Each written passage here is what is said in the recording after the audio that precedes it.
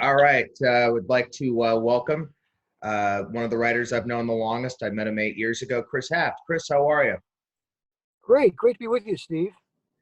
So, the baseball season we're expecting to start sometime soon. We're expecting pitchers and catchers to report in 2.5 weeks. However, the league would like to delay that. The players are quite adamant on 2.5 weeks. What do you think is going to happen? I have, you know what, guys in my position hate saying I don't know, but in this instance, I have to admit I don't know. I mean, because of the virus and the crazy turns, things take with it. Now we're getting mutant mutations and all that stuff, and new forms of the virus. I have, it's impossible for me to judge what might happen. I mean, right now, I know teams have already loaded up the equipment trucks and have headed for their respective spring training sites. That doesn't mean anything anymore, Steve. It used to be the harbinger of, spring training, a true harbinger of what was to come. And now it may just maybe an empty gesture. If they were to delay spring training, okay, part of me is a little selfish because I want to go to spring training and I'm hoping maybe I can be vaccinated by have both of them by the end of March. Then if they postpone it to April, I can go down to spring training and opening day in May. Because my suggestion would be to delay things by a month, open around April 30th, and with 14 doubleheaders per team, still play the full 162. Do you think that would be doable? I think that's, you know what, kudos to you. That's one of the makes as much sense as any plan I've heard. And it's funny. I was reading something. This hate to use the word old, being old myself, but a well, how can I put it? Um, a vintage piece of baseball writing, in which Ted Williams, none other than Ted Williams, is quoted as saying, "Gee, I think," and this is when they played a lot of doubleheaders. He said, "I think the second games of doubleheaders ought to be 7 innings long." And now, of course, you have the 7-and-7 deal. But to hear Ted Williams say, being a purist, I never liked 7 inning doubleheaders, Same. unless it was college or high school. But to hear Ted Williams say that doubleheader games, even the nightcaps, ought to be only 7 innings long. Well, if Ted Williams says that, it's good enough for me. So that's my roundabout way of saying your idea with 14 doubleheaders and all that. And then you still have to get in a representative season, might make some sense. Right, and the fact that they about a week or two ago they agreed to the 7 inning doubleheaders for again this season might be an indication of that's what the league may be thinking. So, what do you think this season? I mean, were you in the press box at all last season for any games? Zero. Oh, so you were So not? I don't know. I was kind of under orders not to go. I don't know if it was because of my age or they just want fewer people there. And when you and I were talking yesterday informally, I mean, I think I told you 2019 was a great year for me. It's just I saw more of a variety of baseball than I ever had, and it was just so much fun. And to go from like 60 to 0, in the space of one season, that was really disappointing, really depressing. And because I am my job role has changed dramatically. If I go out there to the park now, it'll be to fill in for somebody, which might happen, or work on my own projects, also, which could happen. So I plan on seeing more baseball live this year than I did last. Let's put it that way. Same here. I'm hoping. I'm hoping I can find a way in the press box this season. It's been a while for me. I'll let you in the side door. In the side door? Cool. I'll let you All in the right. side door. We'll develop our little special knock. I'll hear the knock and I'll say, "I'll know that's Steve." So. All right. We'll figure out that doc. No, another idea, I don't know. One of the reasons I want the season to start a little later is I think the schedule this year really sucks. It's like the Giants don't have a single summer trip to Denver or San Diego, which they go to every year in the summertime. They go to San Diego in April, May, and September.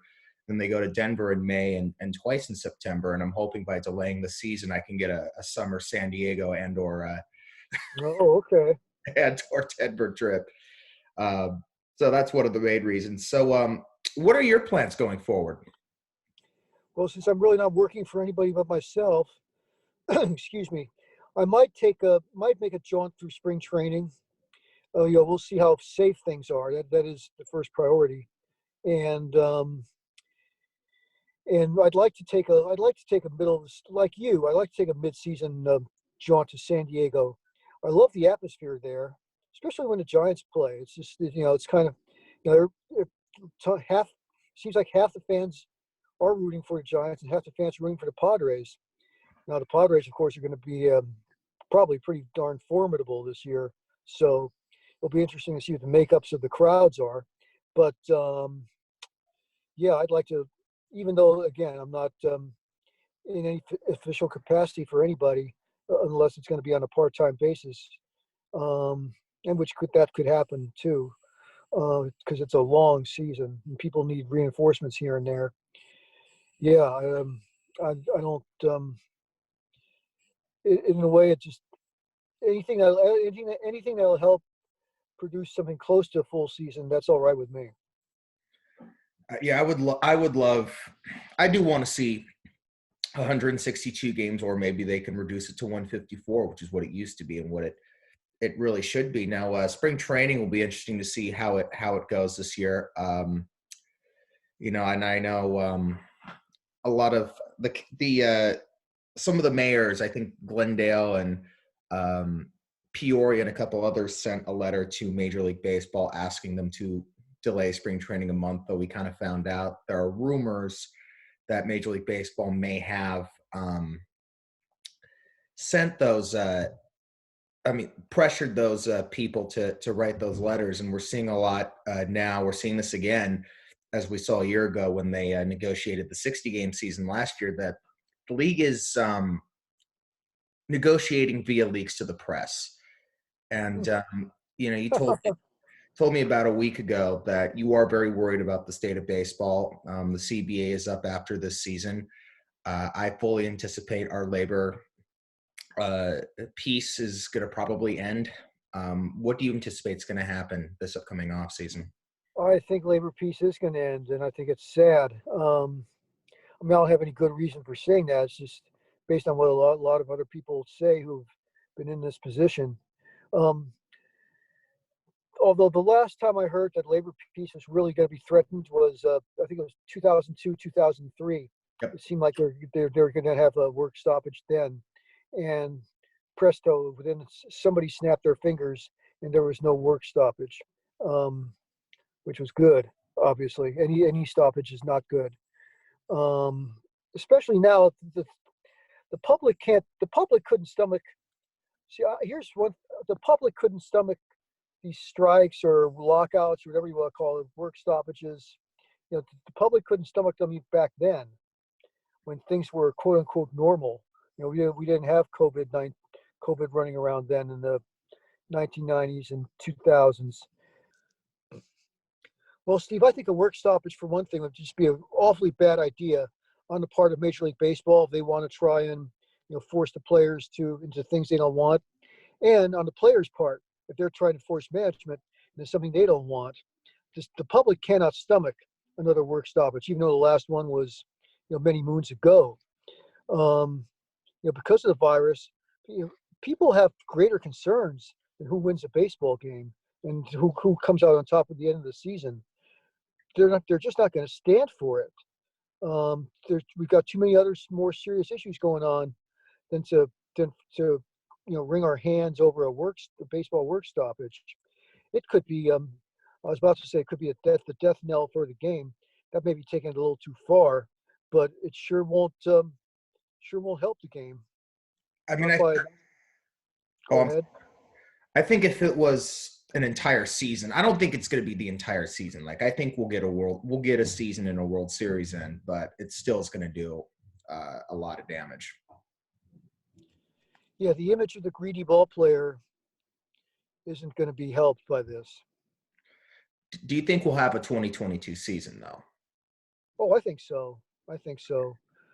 I mean, they really wanted a season last year, and they got it.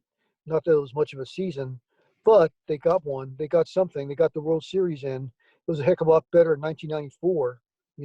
So Yeah, everyone said last season's a farce, and I will agree. I would have taken 2 games over taking a 2 game regular season. Baseball's my life, man. And but the one uh, that's really a farce, and yeah, but hey, I recognize it. I'm glad they had a World Series. Was 1981, where the Reds, who were the best team in baseball that year, didn't even make the playoffs. What Whitey Herzog called the Bowie Kuhn sweepstakes. I remember 1981. That was my first year out of college.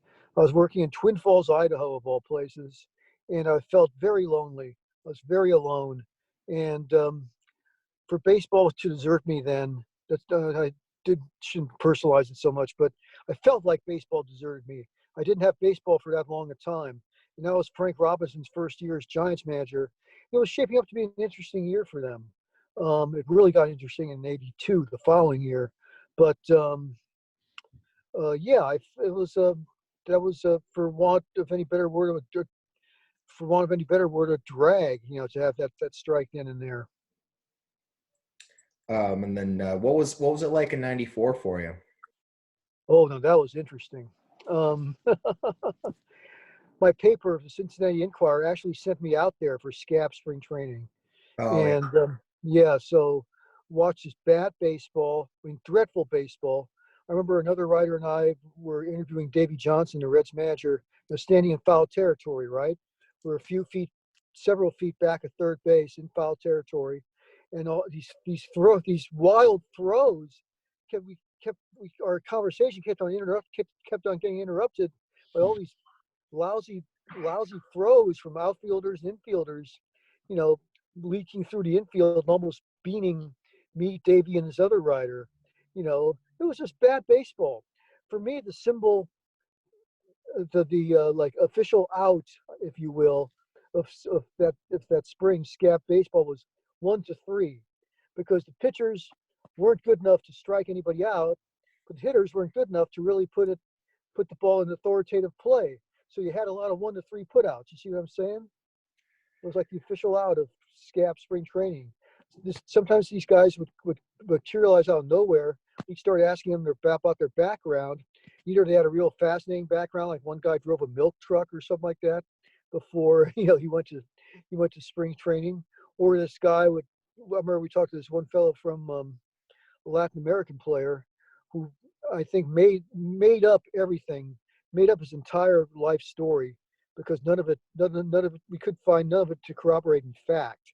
So, and the Reds also had a player who was a former Detroit Tigers prospect, Barbero Garbe, and I broke the rule of no cheering in the press box, or no overt um, emotional displays allowed in the press box, by booing the guy, because I thought he was just a big farce, a big phony. Um, anyway, maybe I'm the only person who finds that amusing, but it was just sad. And then the quote unquote real players decide, okay, we're going to play ball. So I had gone home for a couple of days after, um, quote unquote scab ball ended, and I got to go right to work. So I had 9 weeks of spring training. It was unbelievable. No, no, I know some of those guys. And I would kind of compare, if they postpone the season a month this year, I would compare this to the '95 spring training, because that spring training, the real spring training, was in April. So it'd be like that, except for the scab spring training. But now you had like a lot of minor leaguers, a lot of amateur players. Were there any of like the beer league softball guys in there? That's what I was saying. We had guys from all kinds of backgrounds. Maybe not beer league softball dudes, but close. I'll tell you what. I'll bet some of these guys had played beer league softball at some point in their lives. I mean, it was quite an eclectic mix. Let's put it that way. Well, hey, I've got a terrible case of the yips, and I think I would have been perfect for that. Uh, and so the season, and that's why I would compare this upcoming season to that, is because at the start of this season, we're not going to see full attendance because of COVID. At the start of '95, with the fans really pissed off, you didn't have much in the way of crowds. Home opener at Candlestick for the Giants that year was less than 30,000. Yankee Stadium wasn't even a sellout. Um, and that was just a really depressing sight. What was the beginning of that '95 season like? It was depressing. People, baseball had some fence mending to do, and people weren't rushing. People weren't rushing back to the turnstiles. Um, I'm trying to remember if Marge Schott still owned the Reds at that point. I She did. don't remember. I She don't did. think she did, She did. but she did. It was a year after that she made the comments about Hitler. Oh, you're right. You're absolutely right. The year after, yeah, okay. It all comes back to me now. Yeah, you're Stephen. You're absolutely correct. Um, so yeah, and she wanted, and you're right. She wanted the Scabs to replace the regular big league guys. So that led to more ill feelings. But it was overall just not a good scene. You know, you talk about sellout crowds. Heck, people were lucky they drew 15 or 20,000. It was not a good scene. The that was Hideo Nomo's big year, I remember, and he drew a Nomo pitched the postseason opener for against the Reds. Well, not the postseason opener against the Reds. The Game 3 division series clincher for the Dodgers against the Reds, and I think that was the Reds' one sellout of the season.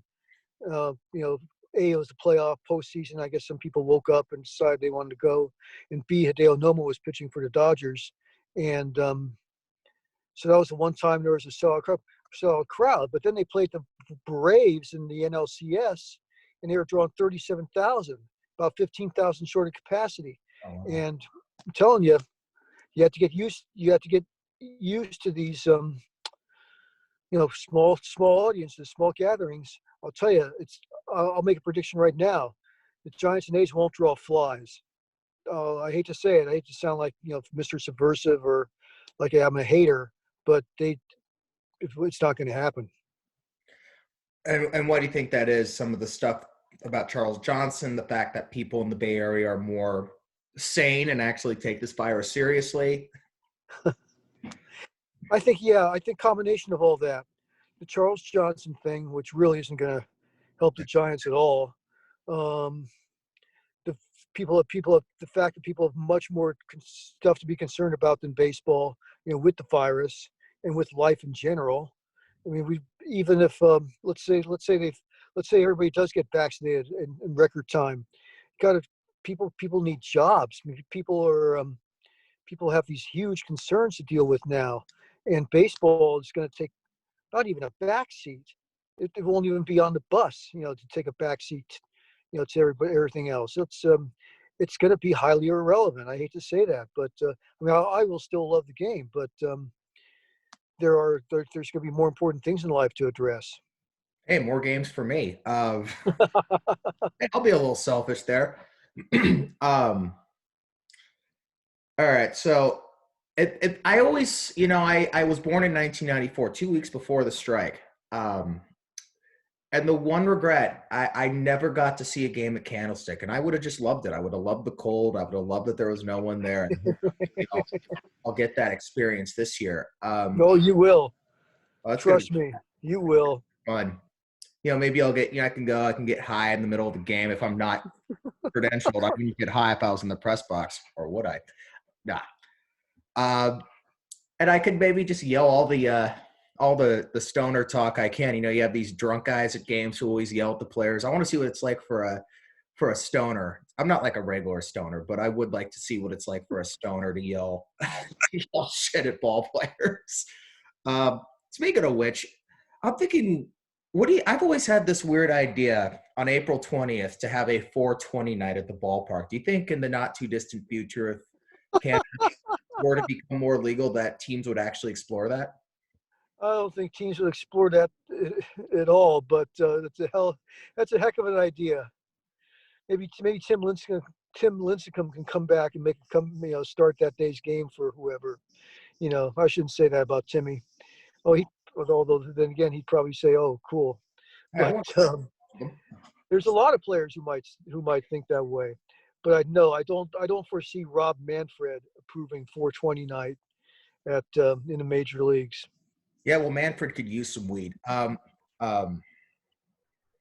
Man, now my brain just totally froze, and I forgot I was going to ask. Good thing we're doing this in a pre-recording setting. What do you think? Do you think the All-Star game will go on as planned this year? My little vision or my little dream or however you want to put it, is that might be the first game where they actually let people sit more than you know once out of every 6 seats or something like that. That they'll try and have like a crowd of 40, maybe even 50,000 for that game. Again, could be wrong, but that might be the time baseball decides to pop the top, so to speak. Because because it's a once in a really generational thing for a team to get to host the All-Star game. You have the whole All-Star weekend, and this year they're starting the draft, having the draft around the All-Star game in the All-Star city, and the Braves with their new ballpark, and what was it the Cobb County. I just feel like that if they can't get 100% of fans in, that they're just going to bang it to 2023 the same way last year's All-Star game was pushed to next year. But Wow. I have a feeling they'll try, though. A good way to, we've done a lot of things in this country that we shouldn't have over the last year in pertaining to COVID. So, you'll probably have enough people. I mean, you'll probably have enough people vaccinated by July where I actually bet we're going to see full crowds at some point by June or July. And I think that because the owners are going to want it, there's going to be enough people vaccinated where people will it be the safest thing to do? No, but I think it will happen just because I said the owners will want it, the league will want it, and because enough people will feel vaccinated and or enough people will be COVID deniers to feel safe to go to the ballpark. Man, what? So we'll talk to Giants. The Giants this year making some moves that they got Tommy LaStella the other day. They wanted to get Jock Peterson. He went to the Cubs. They were possibly looking at Eddie Rosario. He's now with the Tribe. Last year we're calling them that. The Giants, in my opinion, really need pitching, and I'm not very confident in this rotation. What do you think of the Giants team this year, and would you say there's a comparison to the 86 Giants? Perhaps this is the year that they finally make a little noise, or do you think we're a little off from that? If they are like the 86 Giants, I'm not trying to answer a question with a question, but who's their Will Clark? Who's going to be their Robbie Thompson? Well, let's see. Elliot Ramos, maybe. Joey Bard. Maybe. No, you never know. Never know, man. I just don't see it. I just don't see it happening. They got. I shouldn't say they got lucky there, but I mean, they were timing smiled on them. That's for sure. With the whole right side of the infield, wholly improved right side of the infield, taking the field for them in 1986. I don't know if that's going to happen this year.